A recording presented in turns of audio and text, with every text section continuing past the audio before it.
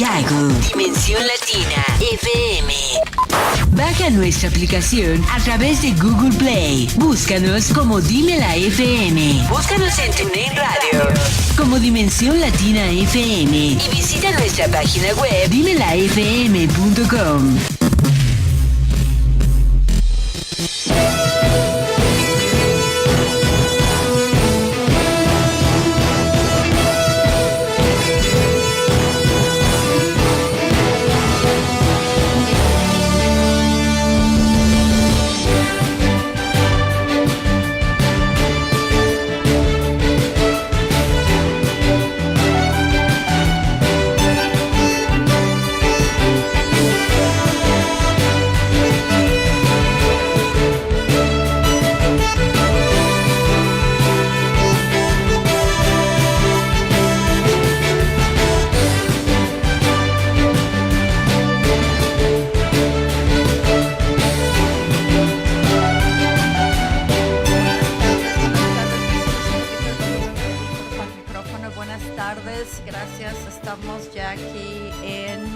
Vive de Tus Rentas. Espero que estén disfrutando del día súper bonito. Hoy tuvimos un poquito más de calorcito y estamos súper contentos de estar aquí. Tenemos a un invitado súper especial.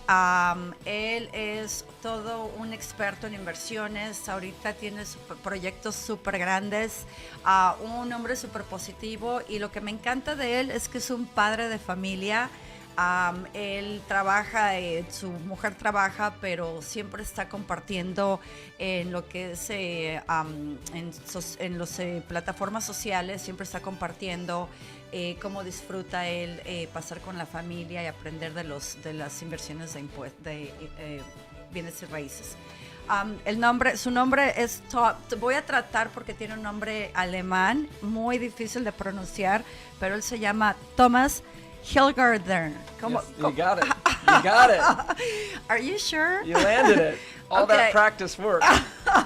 Ya me puse nerviosa, no lo pude pronunciar muy bien, pero bueno, él habla inglés nada más, así que vamos a tratar de hacer esto de la manera más bilingüe que podamos, pero la idea aquí nuevamente es que enfocarnos que cualquier persona puede hacer este trabajo, cualquier persona puede vivir de sus rentas. Él es un hombre de papá de tiempo completo.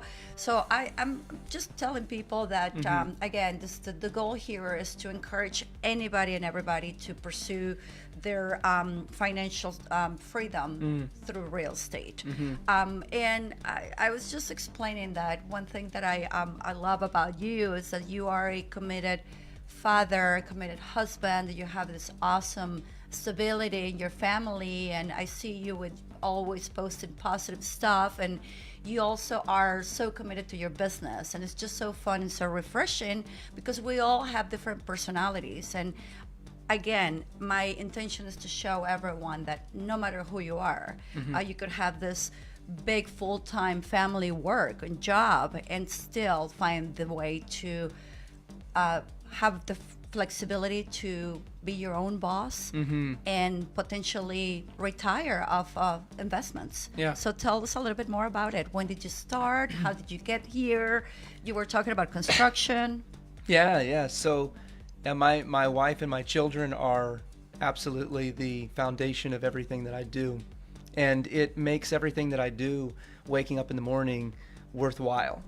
Because knowing that I have the love that I have for my wife and the love that she has for me, and knowing how much I love my kids and how much we love our kids together, everything else is kind of like icing on the cake. Sure. Right? So we're already fulfilled and happy from that place. We don't necessarily need money to make us happy. So if we have that happiness already and we have that love, then happiness just makes it all the better. Money makes it all the better. Sure. So I think also that you need to have that stability in order to, like you said, once that you have this joy and this happiness, and you have the opportunity to really pursue other things, because you're not as other people that may not have that stability. They're stressed out trying to find that, and they don't have a way to see further down. Yeah, further in their future per se. But I was talking with my son, who's 5 years old, couple of nights ago, and I told him something, and my wife looked at me and she said, "You need to say that on a podcast show if you're ever on a podcast show." So here we are. Okay. We're on a podcast show. I'm going to tell you what I said. Please do. So I was telling my son, because he was having a little moment where he was a little sad, and I said, "You know, Andre," my son's name is Andre, I said, "You know, man, the most amazing thing about life is that every single moment you get to decide. Every single moment you get to decide. So if you get an unexpected bill and that really, catches you off guard, you don't know how you're going to pay it, you get to decide how you're going to respond. Now, the habitual way, of course, would be respond with fear, anger, concern, worry, struggle, and that's one way. And it's an understandable way, right? But one of the turning points in my life, Corina, was when I really came into the understanding that no matter what happened, I am in the driver's seat of my life, whether it's something positive that happened or something really challenging. And I've had some really, really challenging things happen in my life, financially, relationships, familial. And I've learned that the real key to success, the real key to financial freedom is not in money, it's in your mind and your ability to be able to say, I'm going to decide to take this challenge as a learning opportunity, as something that is going to teach me on what I can do. And, and when you put yourself in that mindset, you're more likely to attract people who want to work with you. You're more likely to manifest more opportunities into your life, whereas opposed to getting sucked into the fear, the negativity. People tend to not want to be around people that are,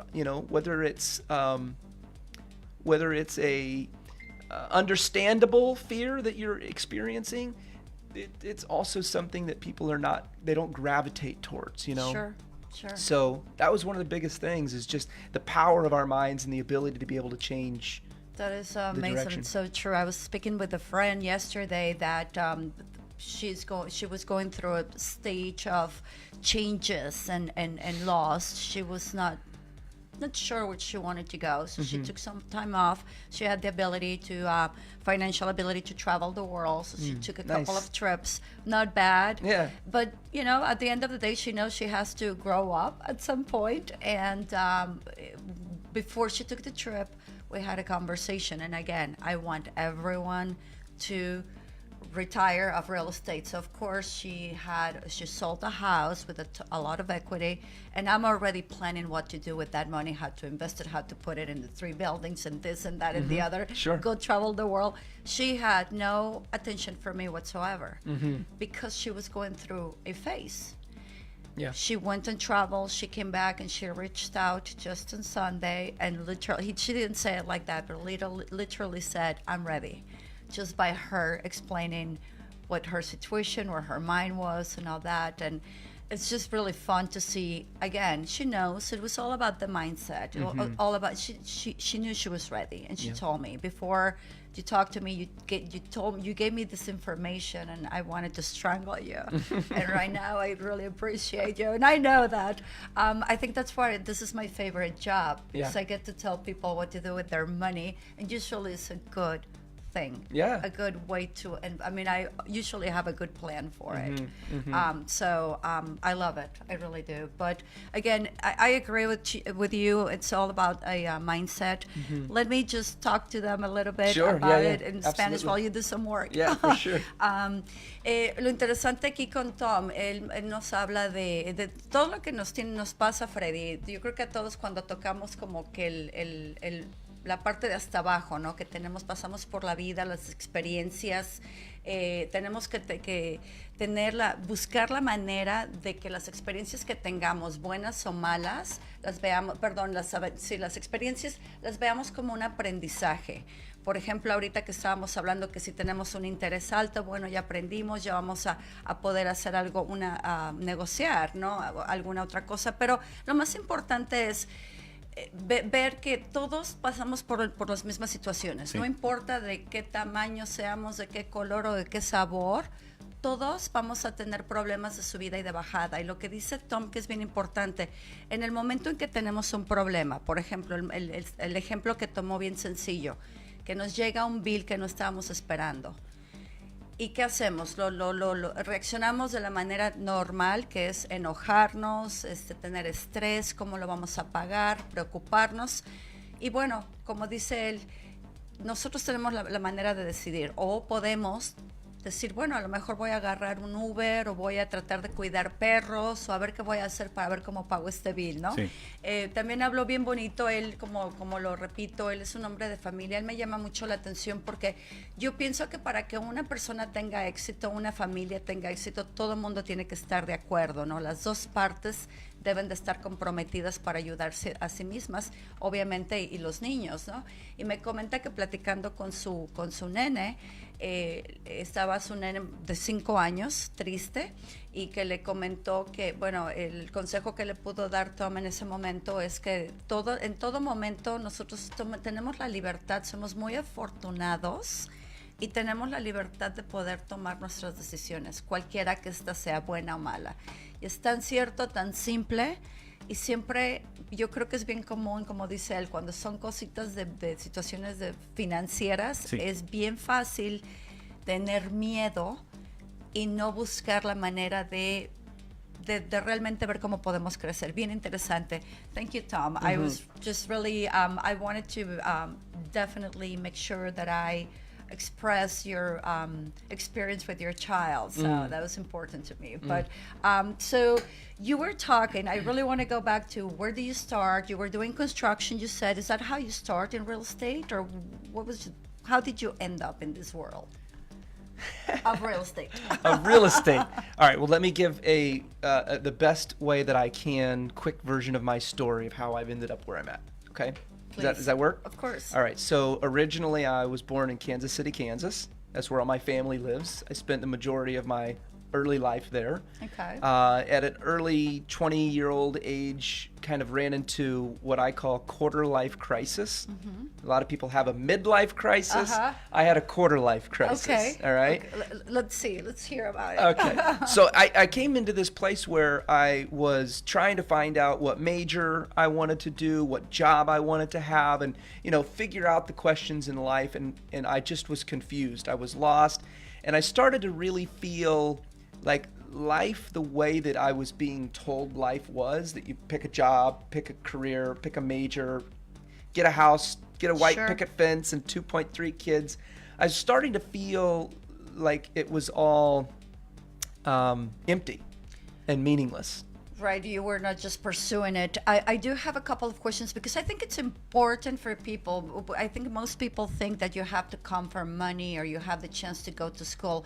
Do you come from where were your parents able to afford a college degree for you, or did you have to work? Should you have chosen to attend I college? would say that my parents were very hardworking, blue-collar, Midwest people.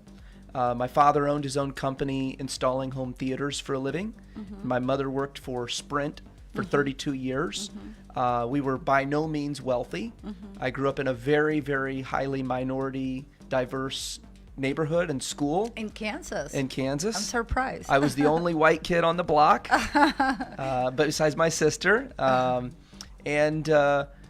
So they did their best to give us the things that we could. Sure. They did pay for the first couple of years of college until I dropped out of college because I realized that I needed to go in a different direction. Ouch. Sure. And that was a big thing for them. Sure, sure. It's a big loss because, they didn't.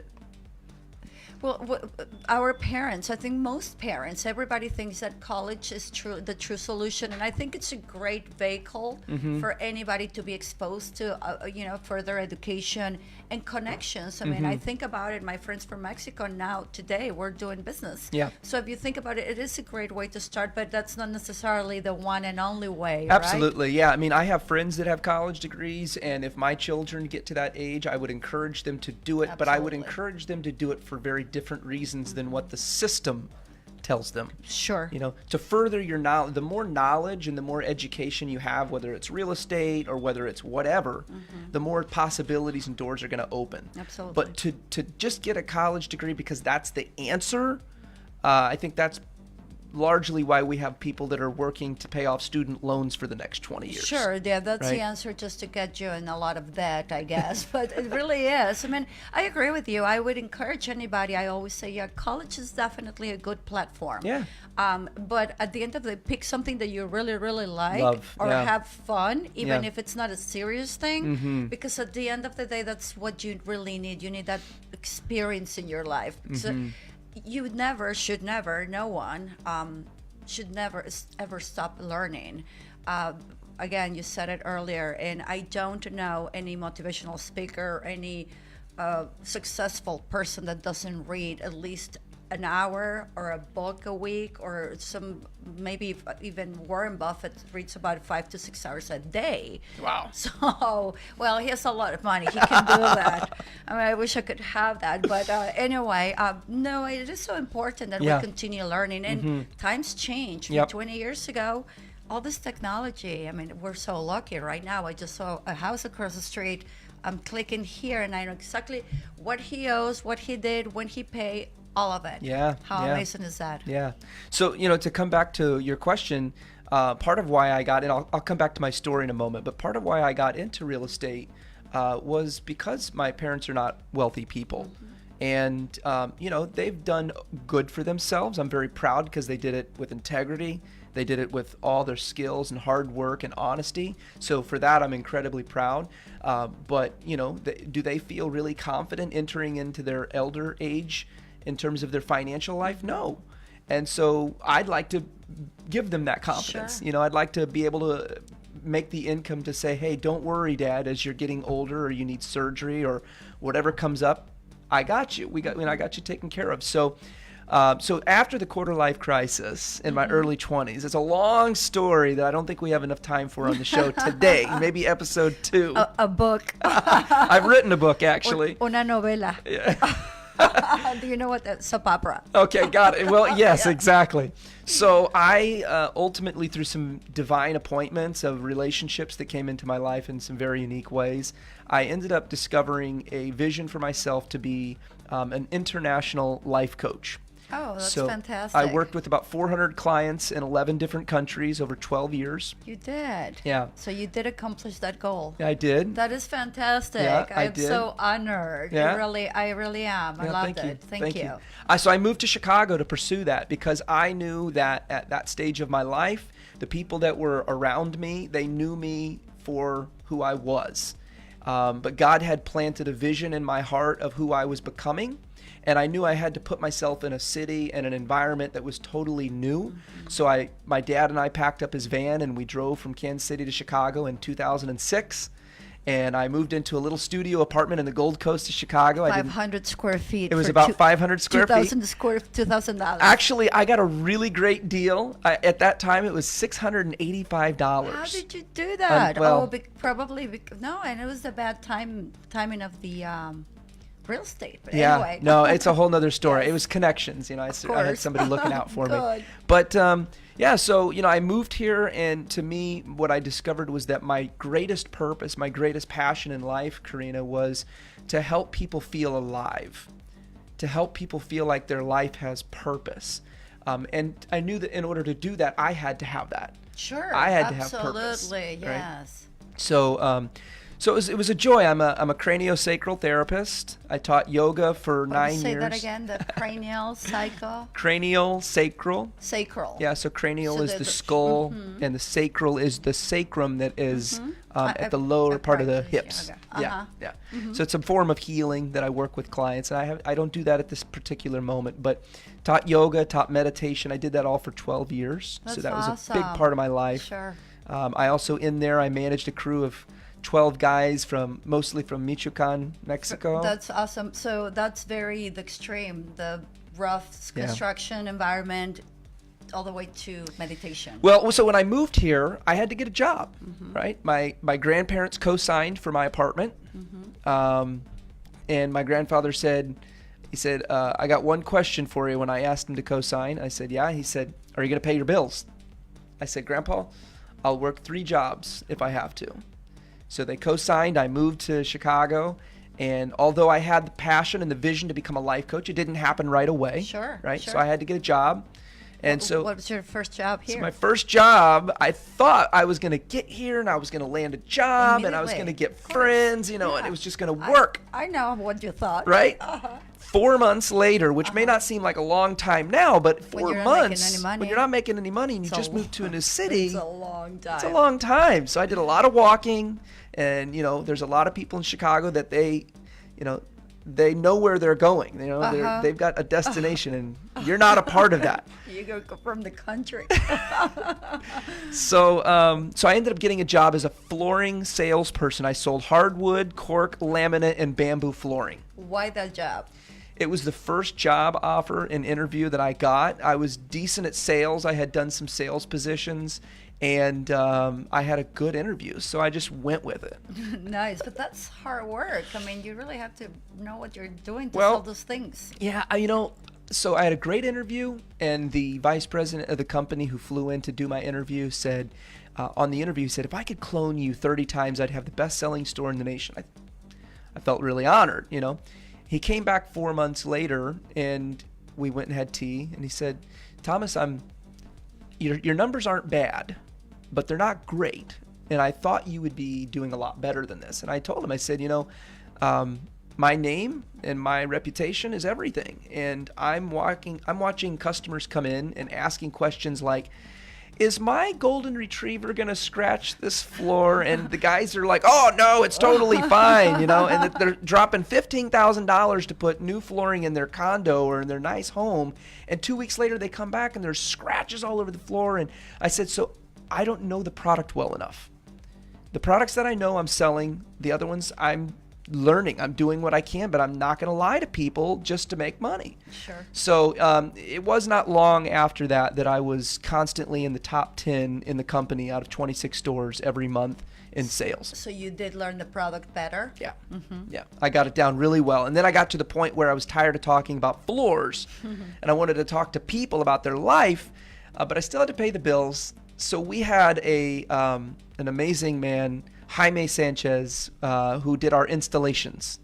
And I kept telling him, he and I had a good partnership, a good friendship. I said, Jaime, when are you going to hire me to come over and manage your crew? He was having some troubles because a lot of his guys they didn't know English, right? They only knew Spanish. And so the customers would come when there was something that happened that they were not happy with, and his guys didn't know how to communicate.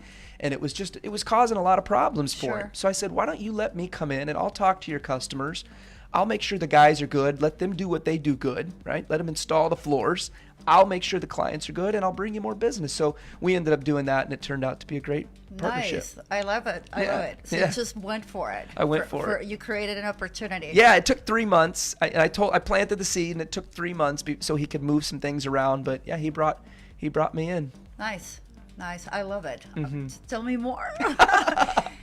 Mira lo que pasa, me entretengo aquí hablando con estos muchachos y no puedo traducir nada, pero me emociono. La verdad es que es bien padre escuchar la historia de ellos y precisamente lo estoy trayendo porque quiero demostrar que no hay tanta gente haciendo esto, que sea nuestra gente, ¿no? Quiero empujarlos, quiero motivar a la gente para que vengan a repartir aquí todo lo que existe, las oportunidades que existen para todos.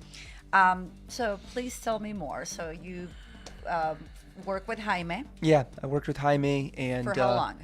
I worked with Jaime, so I started with him in 2008. Okay.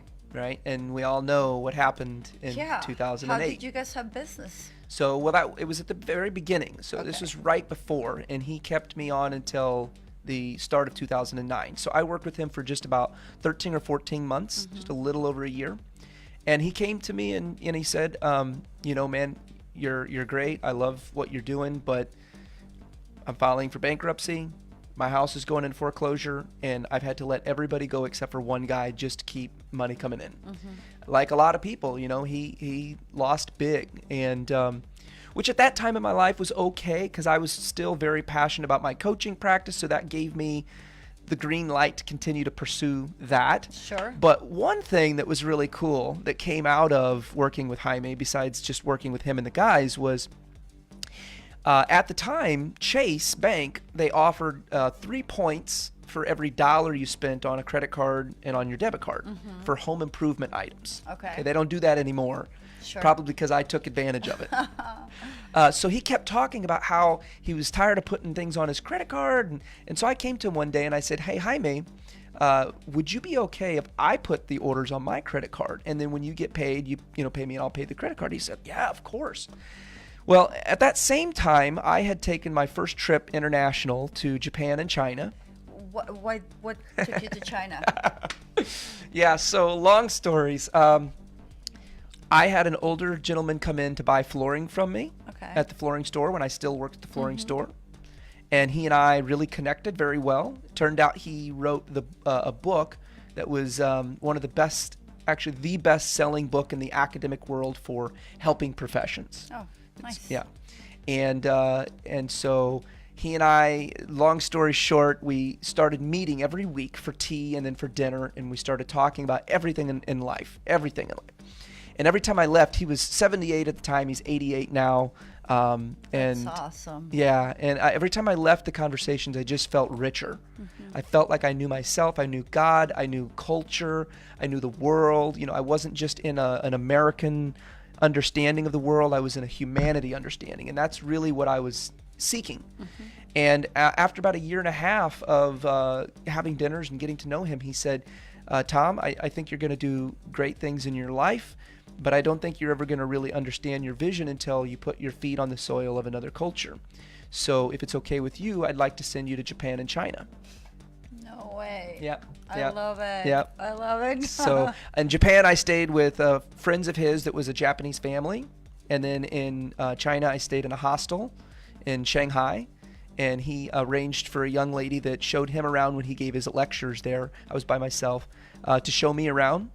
And that young lady invited me to a Toastmasters public speaking group on the third night. I'm very familiar with Toastmasters. I joined them in Oklahoma. Oh, perfect. So you mentioned before, so I was very intrigued about it. Yeah. So in Shanghai and other cultures, right, Toastmasters is a great opportunity to learn how to public speak, but it's also a great opportunity for ESL, for English as a second language. Sure. Right? So long story short, again, my wife was the president of that Toastmasters club, and the young lady that was bringing me to the club introduced us. We went out, a group of us went out to dinner, and then I asked my wife if she wanted to, go have dessert and walk the city. We walked the city until 4:30 in the morning, and said we wanted to spend our life together, have a family, and do everything we could to make a difference in the world. Right there? That night. At the very end of the night. We had a lot of conversations, Corina. It wasn't like we moved, too fast. No, but that's fantastic. And I mean, but you're right. I mean, you were in the right environment. So that's how you know that you're in the same mentality, in the same level. Yeah. So at that same time now I come back from China, I was totally shocked because I was not anywhere in my life looking for a relationship. I was still a little heartbroken from a previous relationship. I was in China, 7,000 miles away from home. Some last place I was thinking was I was going to be finding a wife. But here I came back to the United States and had fallen in love and, had started talking every day. And then I was working for Jaime, and I started putting all the kitchen remodels on my credit card. So I started earning all these points, and I was going back to China every 3 months. No way. Yeah. With this point? Yeah, I've been to China 6 times now. So I got to meet the family and do the Chinese New Year, and that's great. So it's really, God has been very good to me in my life, and it's really because of amazing people, truly amazing people who have believed in me and have given me an opportunity to experience who they are and experience life. Well, oneself has to be amazing in order to attract amazing people. So that's a great story. I love it. Yeah. So go on, okay. please. All right. So picking up really quickly. So at a certain point, I became a father, right? I've got 2 kids. My son's 5, my daughter's 3. And although I loved my coaching practice, I had, gotten a nice coaching practice. I was able to help out with the bills, put some food on the table, but it wasn't anything that my wife could stop working. Sure. It wasn't anything that my wife could really pursue the passions that she wants to pursue, which is children. And, it ultimately, having a family in China is not cheap. to travel back and forth. Anybody that has family in a different country knows the airfare, the hotel, the food, Sure. the visas, Sure. all of it adds up, right? So my coaching practice, I realized at a certain point to turn it into a financially thriving business, I was going to have to, at that time, I felt, give up a piece of the authenticity and the depth of the one-on-one engagement that I had and turn it more into a marketing and, create more of a revolving door of clientele. And it was just so close to my heart that I wasn't willing to turn it into that. I understand. So at a certain point, Corina, I had to take a leap of faith. I had to say, and this was, conversations with God, I had to come to a point where I knew that I had to set it aside without knowing what I was going to do next in order for the next to come. And obviously it didn't happen overnight. So, Sure. There was a long period of not a lot of money. So how do you survive? You So- have to do anything, right? Yeah. So my wife she's been a powerful woman. She's held the fort, and I think that's, for anybody that's married, I Sure. think would know that there's stages in life where, one spouse may be going back to school to get their master's degree while the other works. One may be staying home, taking care of the kids while the other works, Sure. right? So this is the stage that we've been in where I've been looking to, she believes in me, she does. which makes me almost want to cry, to be honest Sure. with you, because that belief in me has given me the space and it's given me the time without pressuring me and, making me feel like I'm inadequate or I'm not doing enough. That space has, and don't get me wrong, it has challenged our marriage Sure. at times. It's Sure. compromised, it's put us into positions that we didn't want to be in. But ultimately at the root, there's a lot of trust and there's a lot of belief.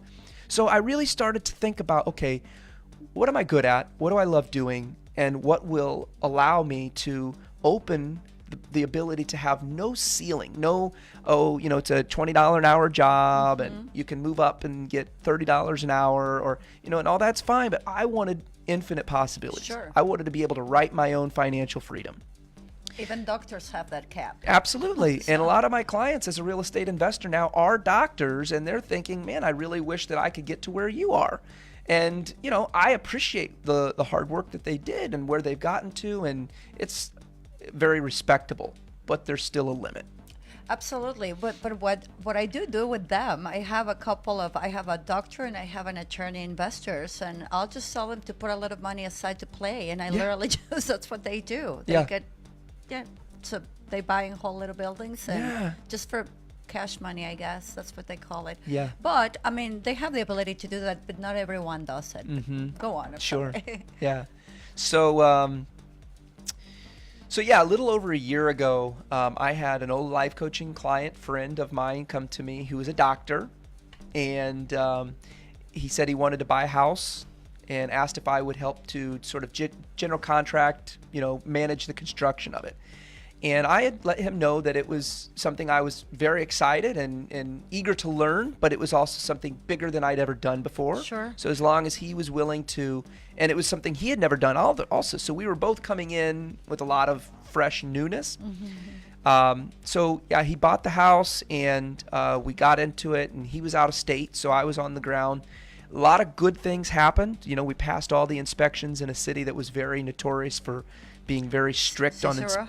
What's that? Cicero? Oak Park. Okay. Right next door. Yeah.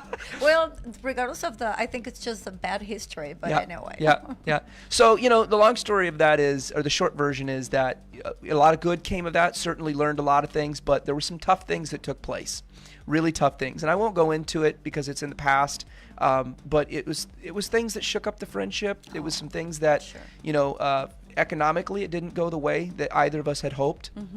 And it really put me in a position of being somewhat numb, and I didn't ever wanted to experience that for anyone else or myself again. Sure. So I kind of paused and I said, do I want to be general contracting? Do I want to be, going from job to job and managing a kitchen remodel or a basement remodel or a new addition. Is that really what I want to do? And the answer was very clear for me. No, I don't want to be doing that as my main thing. So then I started asking, okay, what do I want to do? And I was sitting on the front porch one day with my kids in the front yard, and I was in a pretty dark place because of this experience. Sure. And my wife came around the corner from inside, and she handed me a book and literally turned around and walked right back inside, didn't say a word. And I looked down at the book, and the book was Millionaire Success Habits by Dean Graziosi. And I was intrigued with the title because of the habits, right? It wasn't about like, do this, this, and this, and this in real estate to get wealthy. It was more about what are the morning rituals that millionaires are doing? Yeah. What's their mindset? What are the things, the knowledge can be acquired. Absolutely. Right? That can be acquired by YouTube, by networking, by classes, all of that can be acquired. The mindset is not something that you can acquire by reading a book. Absolutely. You gotta really take that in and make the action. So it changed my life. I started getting into the gym. I started, eating healthier, started realizing that even though I think I was a good husband and a good father, I wasn't a great husband and a great father and a great entrepreneur and a great child of God. I really kind of got the opportunity to see how I was living good, but not great. And so in that book was a webinar that talked about wholesale real estate, and I purchased the webinar, and it was Dean Graziosi and Matt Larson. Yes. And so that was my first introduction to off-market wholesale real estate. Nice. And I push wholesaling tremendously because it's the cheapest way to get involved, I believe. Yeah, yeah, absolutely. And there's so many, the thing that's so amazing about this business is I was a little hesitant a couple of years ago when I was thinking about getting into real estate because I'll be honest, there was a little part of me that had a little maybe preconceived judgment that Sure. people in real estate were That's the last choice, right? superficial or materialistic I see. or all about money and, the Lamborghinis and all of this. And don't get me wrong, I'm totally excited about having nice things, but I want relationships. I want to build long-term relationships with people where I get to know their families and we get to have, we do things together that we learn, we grow, and it's more about the quality of life as opposed to Absolutely. how much money we're making. Sure. And so I kind of was a little bit not so into real estate for a You while. didn't want to be seen as that kind of person. Absolutely. Yep. Now, today, what I can tell you is that I have some of the deepest relationships in the business of real estate that are growing every second, the trust, the transparency. I mean, I'm going to tell you one thing right now, Corina. If you want to get real with someone on terms of depth, in terms of honesty and transparency, and really feel a kind of closeness that you've never felt, money. If you can have that with money, there are very deep relationships that can be formed. Wow. That's so deep. It's so truth. So truth. Wow. I love it because that's, again, the misperception, and that's why I encourage people. I know that my friend that we were talking about earlier, before she went to this trip, she just said to me, I knew that she was done talking to me when she said, I'm not just like you looking for money. And that's not necessary. That's not my goal, but it was not my place to tell her or go on into this conversation because I knew she wouldn't hear that. Right. So it is so common to precisely maybe people assume that that's the reason why we're doing it, and again, that's why I want to encourage everyone is to find the reason that you want to do this, which is not necessarily just the money. There has to be a deeper, better, a real true reason, and no, not just to I don't want to work after 60 years old or whatever the case may be. That can't be the real reason. It has to be I think I messaged you earlier, and I do have a couple of causes that I have my heart on, and I've been, the dogs are a big.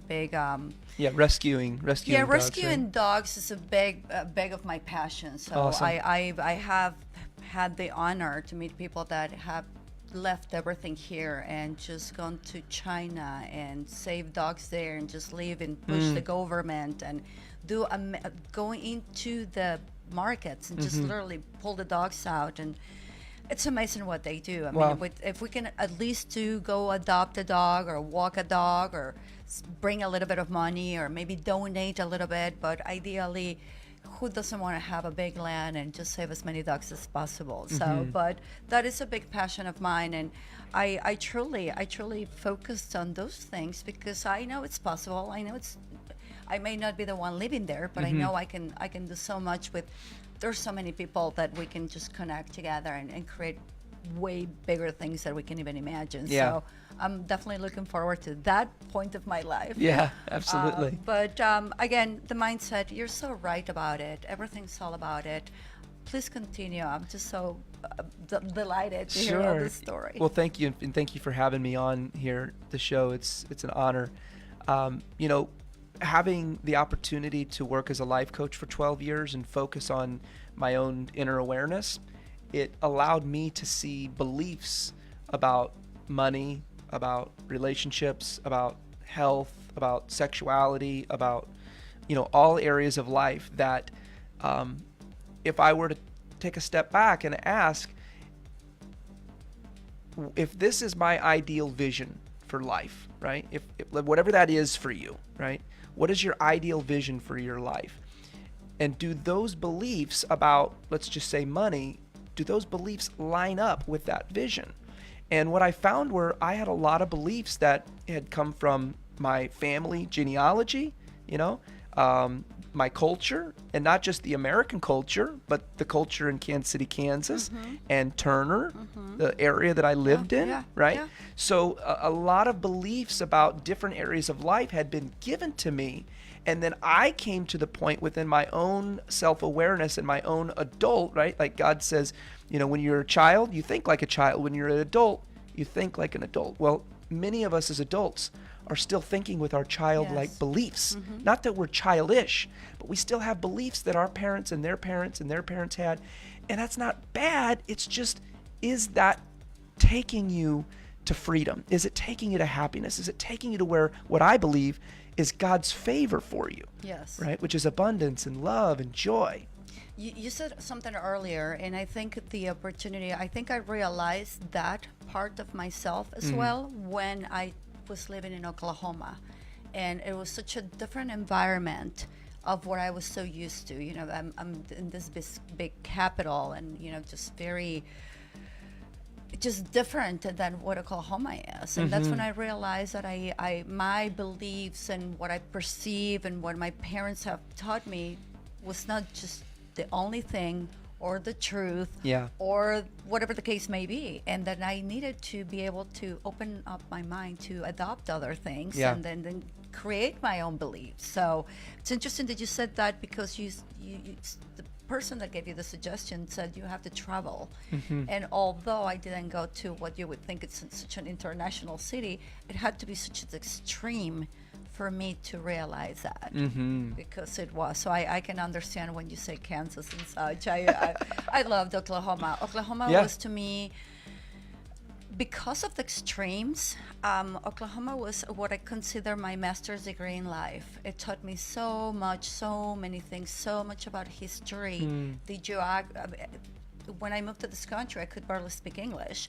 So it taught me a lot about history and a lot of the pride that comes from being there, why it's hard to see that other people that are not looking like them are doing things like them.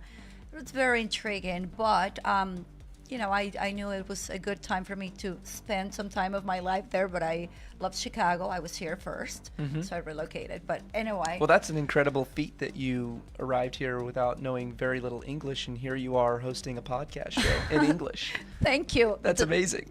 The show should be in Spanish, by the way. I know, right?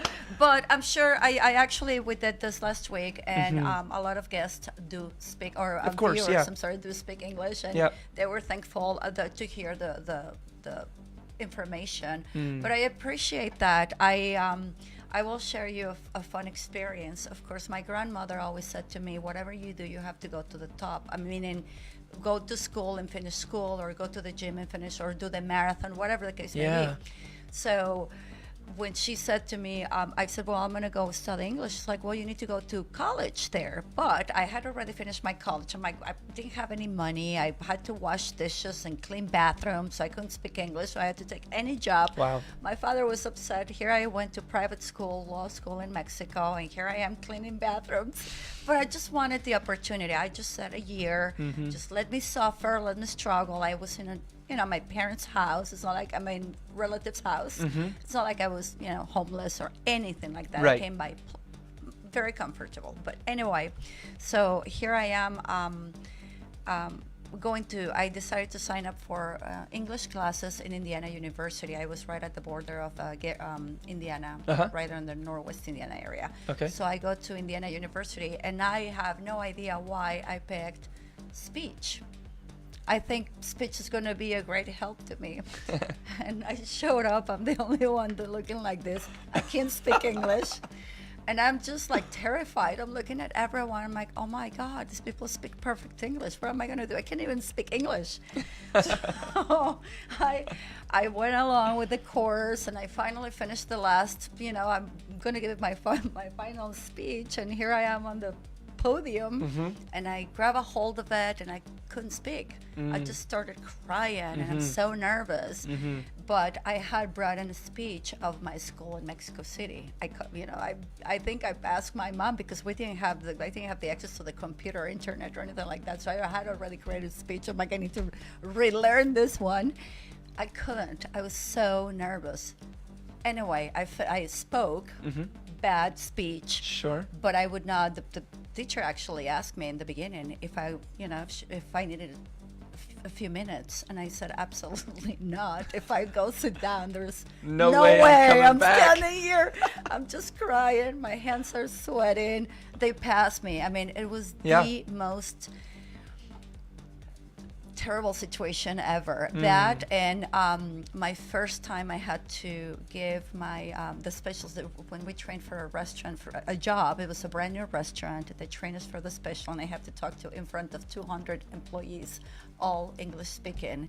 I cried too. It was horrible, and I sweat. It was horrible. But I always promised to myself that I was not going to let that down, let me feel down. And I always thought I need to conquer this fear, and I'm going to make it happen. And that's when I decided that I was not going back to Mexico until I was able to do that.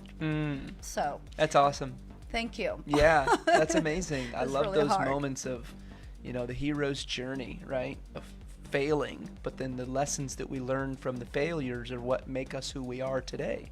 Yes, I had to look deeper. I had to think, okay, if I go home, all the things that I told my father, all those fights and all this are going to be worth nothing. That's right. So I'm like, I'm staying here until these people don't I'm laugh gonna at me prove it. anymore.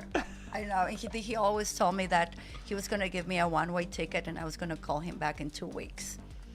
Yeah, so I had something very similar when I moved from Kansas City. I didn't know this, but apparently I had a couple of family members that put a sort of fun, joking bet that I would be back within 6 months. 6 months. They gave you 6 months. They gave me 6 months. They thought I had this young, sort of hair up my what, and I just needed to go out and experience the world. But the world will show him, and he'll come back. Nice. And that's fine. But you didn't know about that I didn't know about that until when? Until later. Yeah, I don't remember how long later, but I think within the first year or so. What I did know though was why I was moving, and they didn't know that. Sure, exactly. I knew my vision. I knew even though I didn't necessarily know how it was gonna. I still don't know how my ultimate vision is gonna unfold in my life. Sure. Tomorrow's my birthday. I'll be I 35 years old. Happy soon birthday. Thank you. So I got a long head and a Sure. long journey ahead of me. I don't know how life is going to unfold, but what I do believe is that if we give our all and we do it from a good place of what I'd like to say karma, right? Like if we're putting out good energy, if we're being honest, trustworthy, transparent, vulnerable. And that's a tough one because many of us have been vulnerable. I've been vulnerable and I've gotten taken advantage of that, right? But with the right people and the right experiences, and then you learn from those opportunities. Maybe I was a little bit too vulnerable, right? I kind of let my guard down a little bit too much. That you start to learn how to be vulnerable and powerful at the same time. Sure, right? Sure. I think the reason why I miss Tulsa is because there's so many people with your heart. There's something about Oklahoma, the Midwest, that it's just the good old people. I told you I didn't know anybody when I moved there. When I left, there were 75 people in my going away party, and I never had a time where a friend wouldn't call and ask me if I had warm food on my plate, and that part they touch my heart. So Oklahoma is a really fun town. So I hear you, and you just remind me those good old people. That's my southern accent, y'all. Those good old people. Hey, I have to tell you, when I relocated there, I could not understand their English. I thought it was a straight that twang, that southern twang. What am I gonna do now? Well, I'll tell you, Chicago, as a big city, which is one of the things that I love about it. You can get food from Ethiopia, you can get food from Middle East, you can get food from all over the world, and people, and it's incredible. I feel Chicago, as one of the largest cities in the country, has a very similar Midwest. There's a lot of people here that are operating from that place of good old people. Good old people. No, absolutely. I agree with that. I was just, it's a bit different there, maybe a little closer, but I agree. Definitely in that hard-working mentality.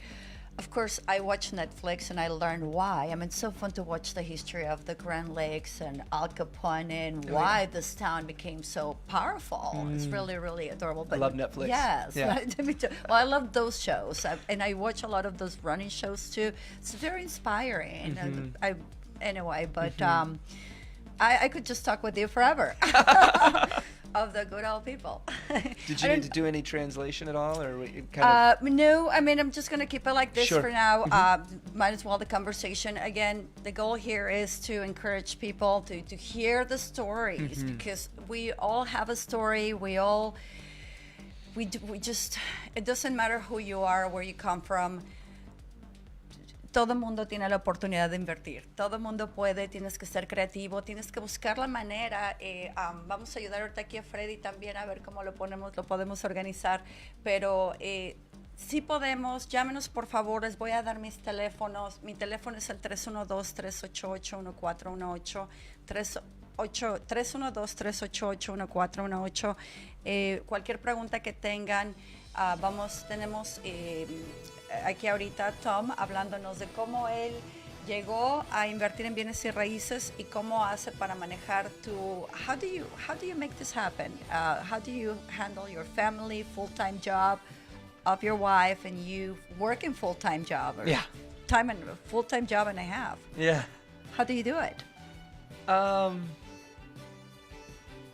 Well, so it's somewhat new in terms of what it is that I'm doing right now. Things have really taken off for me, which is exciting. My team, I've got about 25 people across the country. Wow. That represents about 22 states. Okay. We're closing on 12 properties in the next 3 weeks. So these teams are just, what do they do? Do they find properties and bring them to you? And No. I provide the inventory and they purchase the properties. Oh, okay. Nice. Yeah. So, this is a newer thing. So in terms of how I manage that and my wife and kids, it is, it's a lot of hard work. Yes, it's a lot of hard work. Especially because since you're working nationwide, I can imagine that those hours, a couple of hours of difference here and there, earlier, later. Yeah. I think the thing that I try to do is that when I am with my wife and kids, I try my best to be 100% present, right?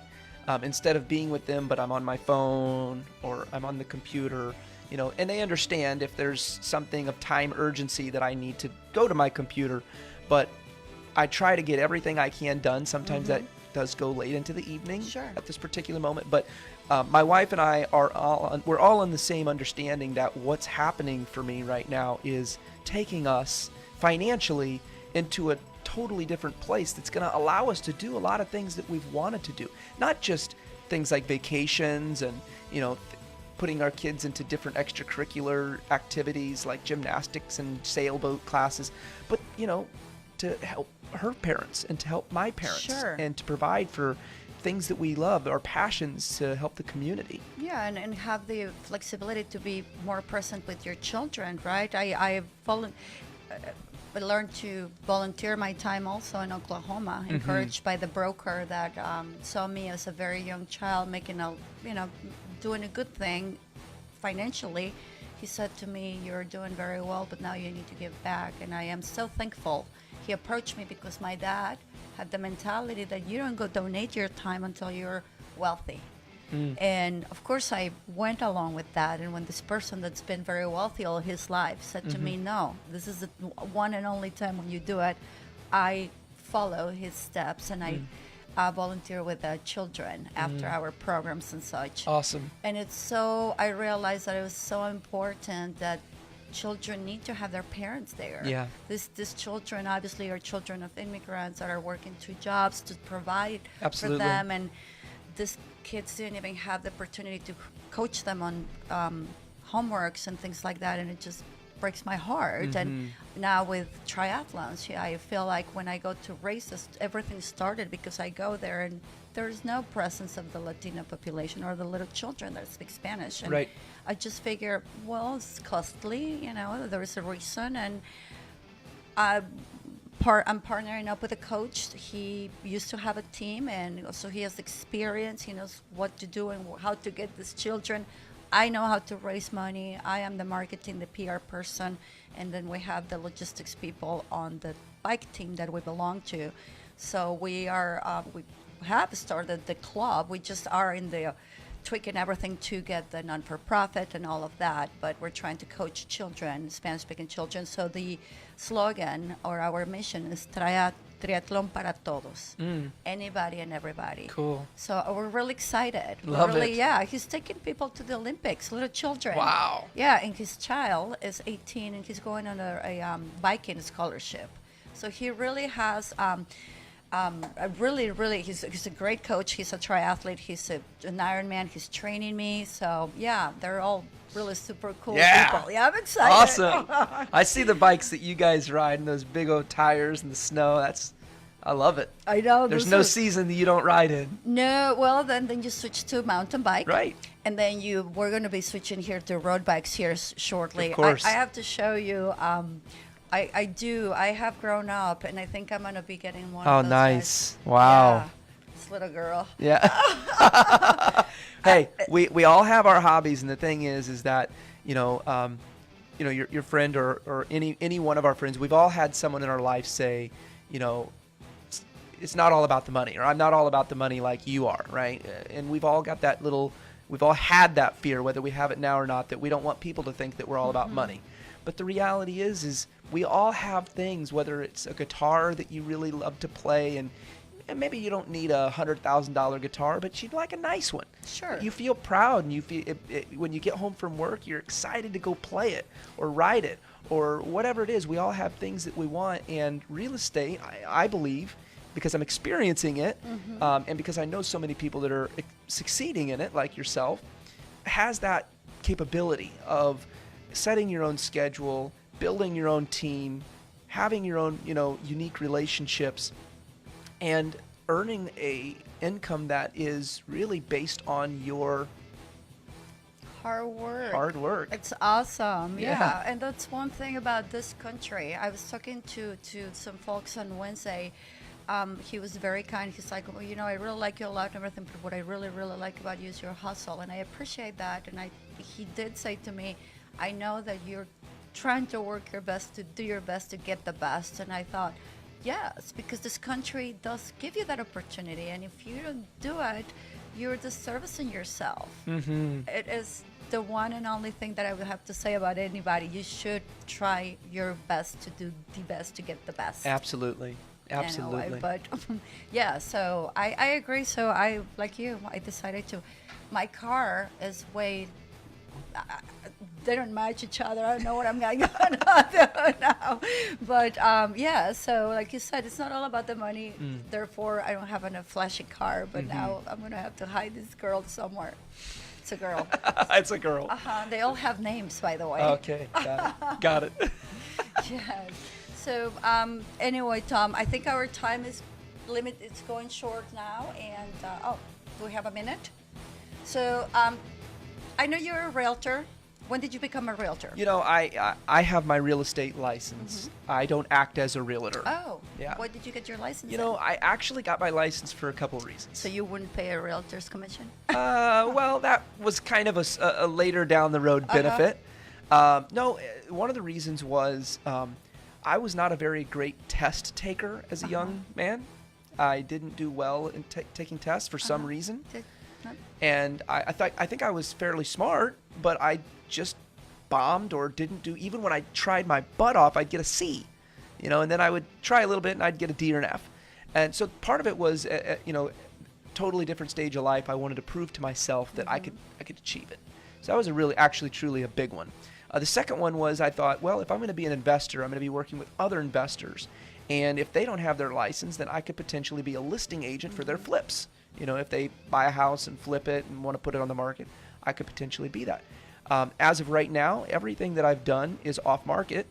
But there has been moments where my license has opened doors that wouldn't have before. And I think that'll continue to happen as I continue to grow in this business. Sure. Yeah. And are you with We're with we're Kale. Together. Yeah. So that's Kale Realty. Yeah. I like it. I like their system. You know, last year I switched 3 times. Really? Wow. Because I was pursuing that leadership. I wanted somebody to sit me down and say, do this, do that, do the other. Although I've been doing this for a long time, but I was not systematized. So I was looking for that, and every time I talked to everyone, they promised me all of that. Yep. So I switched, and I think they all thought that by me paying the money, that was going to be enough for me to stay. But I, just like in life and relationships, if it doesn't work, I don't have time for it. Yeah. I had a couple interviews with a couple of big name really companies here, and great interviews, great people. I think that the work environment would have been awesome. But I knew very clearly that I was going to go into real estate as an investor. Sure. And the big names, you can be an investor, but they lean a little bit more towards the traditional real estate agent world. Retail. Yeah. So Kale came about, and you know, the fees are affordable, their commission structure is affordable, and it's really, in my opinion, it's really set up for someone that's kind of willing to do their own thing, and they're in the investing side of the game. And the staff there has been really awesome since I've been with them. I think they do have a good system going on. They do. It may not be the most high tech or whatever, but they're doing very well right now. Doing very well. They're improving, and I agree with you. I mean, again, I tried 4 different ones, and I always tell people the same suggestion that I receive or the same advice that I received when I started. Start with the big company.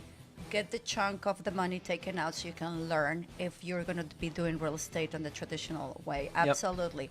Once you become a master of it, go negotiate and earn whatever commission you earn. That's how you do it. And I don't know if you remember this or not, but Kale has a once a month investors meeting that the brokers can go to, and that's where you and I met.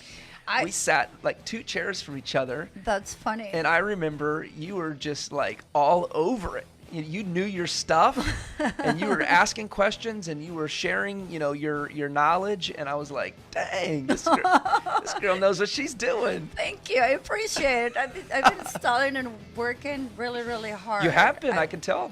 Absolutely. Thank you. I appreciate you remembering. And I remember you said something when we saw at Matthew's birthday party, which I need to bring him here too because he couldn't be here last week. But yeah, so I'm very happy. I'm hanging out with the people I want to be hanging out with, people that inspire me to become a better person. And if we can have opportunities working together even better. Awesome. So, yeah, thank you. Thank you for Absolutely. being here. Thank My you for pleasure. taking the time. Now I'm going to take him to eat tacos because it's his That's birthday. the only reason I truly came. I mean, I love all of you, but Taco Tuesday. Taco Tuesday, It's Taco so Tuesday. important.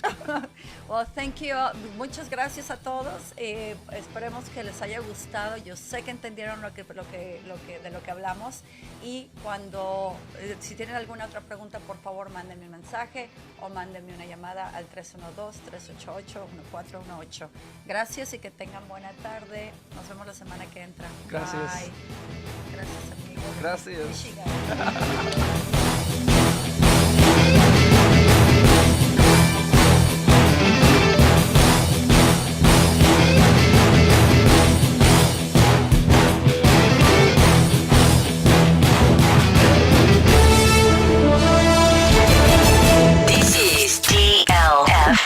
Online Radio Station Chicago, Dimensión Latina FM. Baja nuestra aplicación a través de Google Play. Búscanos como Dime la FM. Búscanos en TuneIn Radio como Dimensión Latina FM y visita nuestra página web dimelafm.com.